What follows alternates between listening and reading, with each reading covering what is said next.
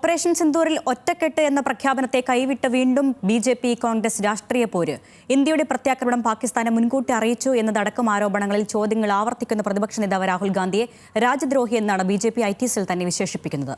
പ്രതിപക്ഷ നേതാവിന് പാകിസ്ഥാനെ സ്വരമെന്ന് വിശേഷിപ്പിക്കുന്ന ബി.ജെ.പിയുടെ ആക്രമണത്തെ ശക്തമായി ചെറുത്ത് കോൺഗ്രസും രംഗത്തുണ്ട്.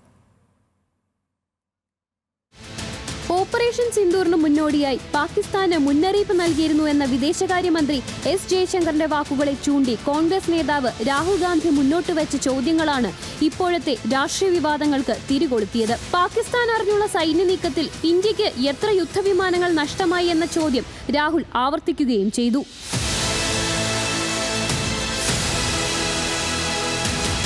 പാക് സൈനിക തലവൻ അസിം മുനീറിന്റെയും കോൺഗ്രസ് നേതാവ് രാഹുൽ ഗാന്ധിയുടെയും ചിത്രങ്ങൾ ചേർത്തുവെച്ച് പോസ്റ്റ് ചെയ്തത് ബി.ജെ.പി. ഐ.ടി സെൽ മേധാവി അമിത് മാളവിയാണ്. രാഹുൽ ഗാന്ധി പാക് പ്രതിരോധ മന്ത്രി ഖ്വാജ ആസിഫിന്റെ തോളിലിരുന്ന് നമുക്ക് എത്ര വിമാനങ്ങൾ നഷ്ടമായി എന്ന് സൈന്യത്തോട് ചോദിക്കുന്നതാണ് അമിത് മാളവിയുടെ മറ്റൊരു പോസ്റ്റ്.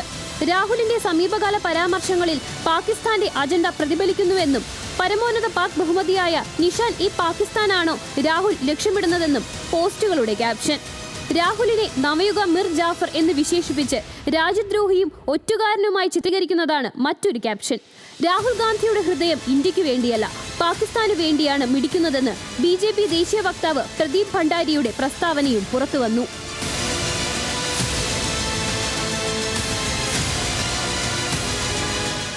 അതേസമയം വിയോജിക്കുന്നവരെ പരിഹസിച്ചും ആക്രമിച്ചും നിശബ്ദരാക്കാനാണ് ബി.ജെ.പിയുടെ ശ്രമമെന്ന് കോൺഗ്രസ് നേതാവ് താരിഖ് അൻവർ വിമർശിച്ചു.